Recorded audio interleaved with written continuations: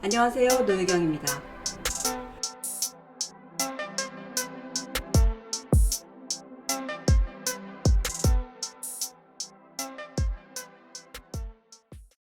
오늘은 로스차일드에 대해서 알아보려고 합니다. 로스차일드는 국제적 금융기업을 보유하고 있는 유대계 금융재벌 가문이죠. 마이엄셀 로스차일드는 국제금융의 설립자로 얘기되기도 합니다. 그가 환전상에 그쳤던 당시의 금융업 수준을 신용거래 시스템이 기반이 된 현재 국제금융제도로까지 끌어올렸던 사람이죠. 전성기 로스차일드 가문의 부를 상징적으로 보여주는 사건이 있죠. 1870년 프랑스가 보벨 전쟁에서 독일에게 패합니다. 독일은 50억 프랑의 전쟁 배상금을 요구했는데요. 그 배상금을 완불할 때까지 독일군을 프랑스에 주둔시키겠다고 말했습니다. 당시 비스마르크의 속셈은 프랑스에 장기 주둔하면서 프랑스의 국정을 이리저리 요리하려는 것이었죠. 그런데 이 상황에서 로스차일드가가 나섰습니다. 자신의 은행을 이용해서 국채를 발행합니다. 단 2년 만에 438억 프랑을 모았는데요. 비스마르크가 요구했던 50억 프랑쯤은 가볍게 갚았죠. 로스차일드는 굉장히 많은 궁금증을 두는 사람이자 가문입니다. 바로 인간적으로 도대체 어떻게 부자가 됐지? 이렇게 생각하시는 분도 있고, 고상하게 말을 한다면 시대를 앞서가는 선진 금융 기법을 어떻게 만들었나, 이런 것도 있을 수 있겠고요. 유대인들이 당시에 그렇게 정말 탄압받았었는데, 이런 사람들이, 이런 가문이 유럽에서 황제나 군주, 제후들과 이렇게 거래를 하면서 최상위 그룹의 상인이 어떻게 되었을까? 이런 궁금증을 가진 분도 계실 겁니다. 또 한편으로는 요즘 개념으로 정경유착을 했다, 음모꾼이다, 밀수꾼이다, 이런 쪽에 관심을 가진 분도 굉장히 많을 텐데요.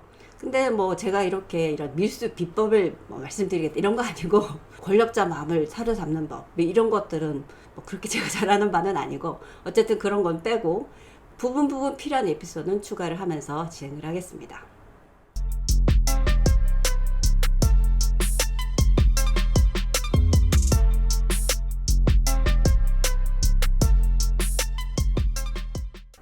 당시 마이어가 프랑크푸르트 갔을 때는 7년 전쟁 중이었습니다. 그러다 보니까 자신의 의지와는 상관없이 일자리가 하나도 없었던 거죠. 그래서 결국은 넝마주리로 돌아가게 됩니다.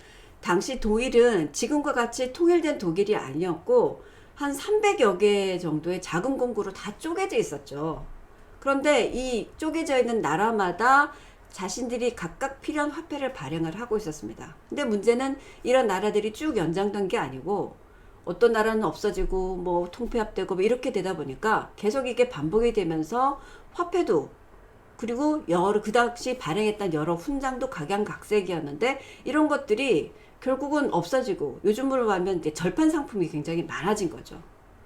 그리고 또 하나의 이점은 뭐였냐면, 매년 가을마다 주부들이 대청소를 했대요. 그러다 보니까 자기 집에 굴러다니고 이런 것들을, 유통이 안 되는 이런 외국 화폐 이런 것들을 그냥 갖다 버리는 거죠. 필요 없는 군복 이런 것, 군복뿐만 아니고 옷도 갖다 버리고 이러다 보니까, 그야말로 당시 유럽 귀족들의 취미생활 중에 이렇게 화폐나 훈장을 수집하는 그런 취미들이 많다고 하는데, 이제 왜 그러면 유럽 귀족들이 이런 화폐나 훈장 수집에 취미를 가지게 됐냐?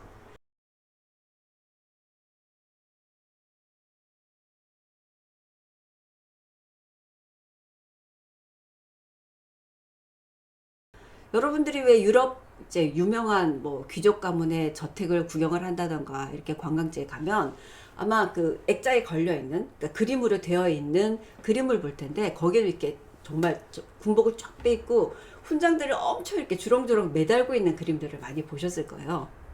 근데 이런 상황을 반영을 하자면 본인이 직접 받은 훈장도 있겠지만, 또 한편으로 이렇게 쓰레기장에서 주운 산 이런 훈장들을 이렇게 더 걸어놓은 거 아닌가라는 막연한 상상도 할 수 있을 것 같습니다.